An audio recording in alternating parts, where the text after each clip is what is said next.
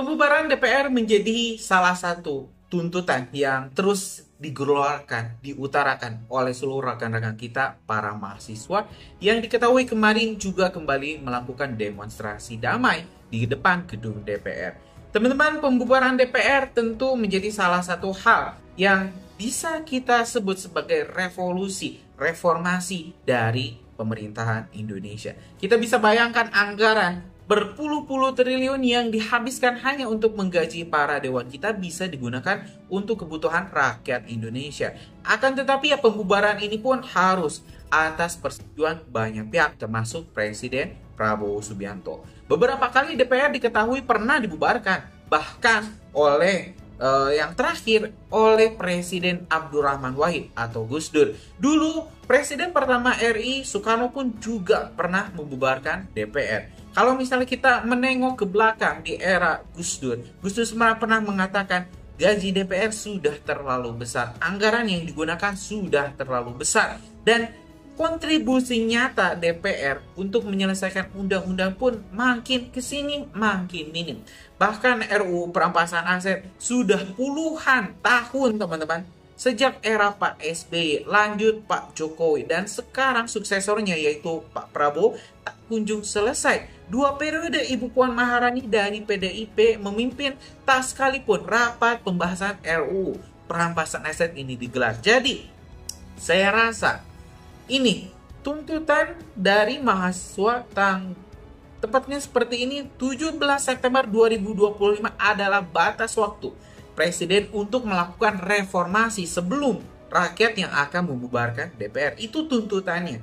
Nah, kita bakal kaji dulu informasinya. Apakah benar ini rakyat ingin DPR dibubarkan? Ultimatumnya 17 September adalah batas terakhir dari DPR dibubarkan. Kita bakal kaji dulu, kita bakal simak informasi selengkapnya.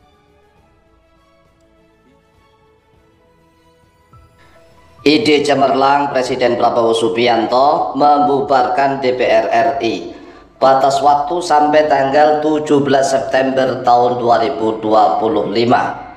Jika sampai tanggal 17 September tahun 2025 para anggota DPR RI tidak segera menyetujui Perpu yang diajukan oleh Presiden Prabowo Subianto, maka biarkanlah seluruh rakyat Indonesia yang bergerak membubarkan DPR RI.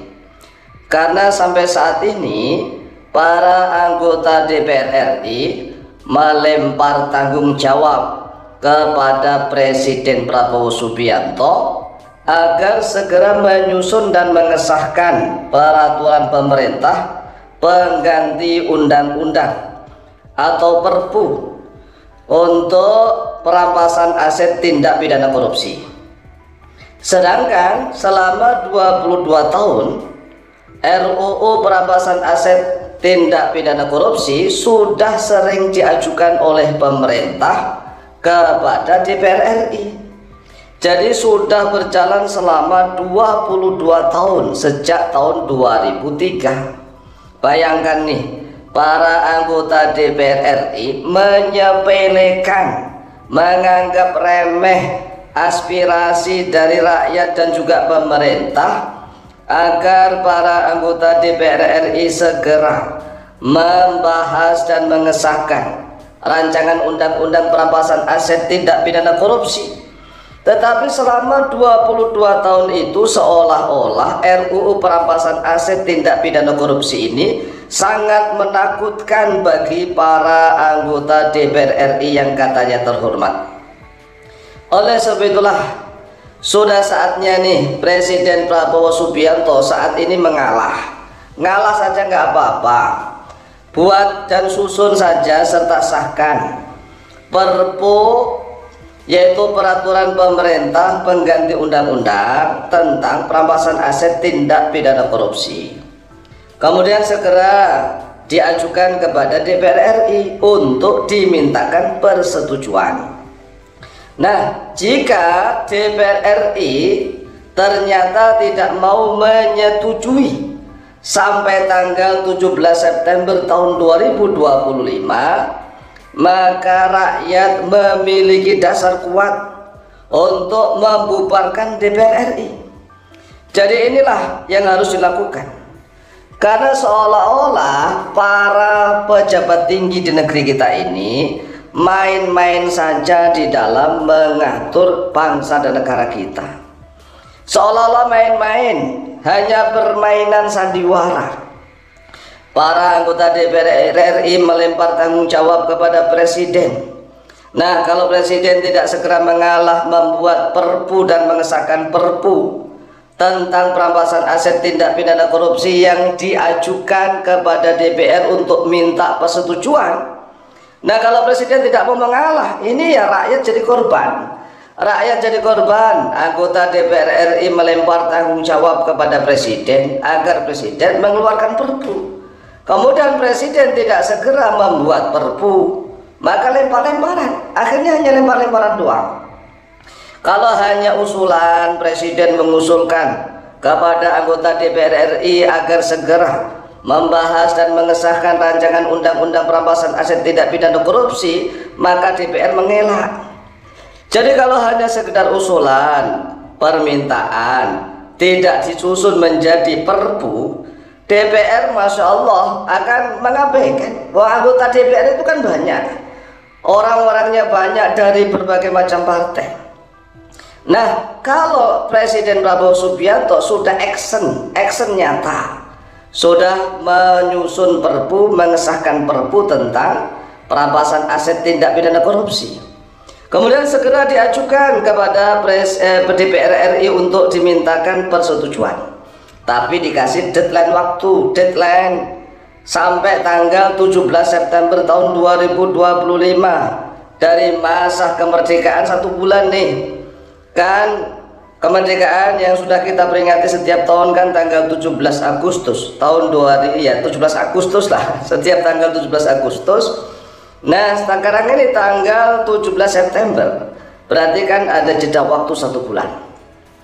Dan karena memang rakyat sudah mencanangkan, banyak sekali masyarakat, kemudian mahasiswa, kemudian unsur masyarakat elemen yang lainnya sudah mencanangkan, merencanakan, mewacanakan, bukan hanya sekedar wacana, tapi sudah ancang-ancang, sudah program bahwa tanggal 17 September tahun 2025 rakyat akan mengadakan demonstrasi besar-besaran, memaksa kepada DPR RI untuk bubar, karena DPR RI main-main saja.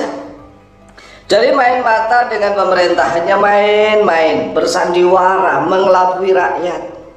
Nah, kalau sampai kemarahan rakyat memuncak, tanggal 17 September tahun 2025 itu demonstrasinya besar-besar lagi, lebih besar daripada sebelumnya, negara sangat bahaya, genting, darurat.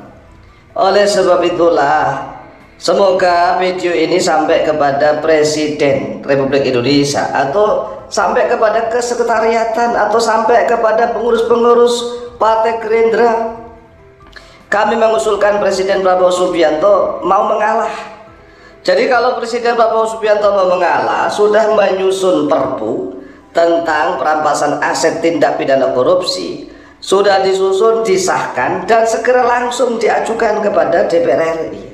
Tetapi dikasih batas waktu, deadline waktu dikasih batas sampai tanggal 17 September tahun 2025. Nah, ini namanya politik. Ternyata kalau sampai tanggal 17 September tahun 2025, para anggota DPR RI yang katanya terhormat itu masih tidak mau menyetujui perpu yang diajukan oleh presiden. Ya, presiden tinggal ngomong kepada seluruh rakyat Indonesia, tinggal ngomong, kami Presiden Republik Indonesia Prabowo Subianto sudah mengeluarkan, menyusun perpu, sudah mengesahkan perpu tentang perampasan aset tindak pidana korupsi, dan agar legalitas standingnya itu kuat, maka kami mintakan persetujuan kepada DPR RI.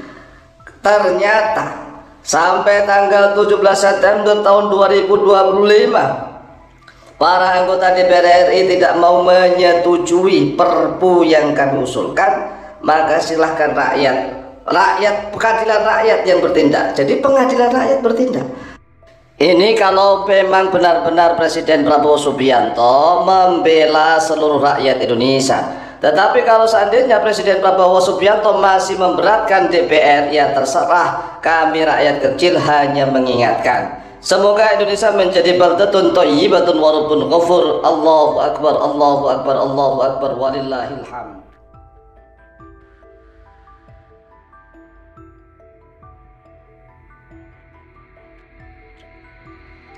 Ya teman-teman, barusan kita telah menyimak informasi terkait tuntutan pembubaran DPR. Batasnya itu, ultimatumnya itu adalah 17 September 2025. Tentu ini bukan tanpa alasan, karena sekali lagi teman-teman, DPR kita diharapkan bisa pro rakyat, bukan pro pengusaha, bahkan pro para pejabat-pejabat yang korup, para pejabat-pejabat hitam.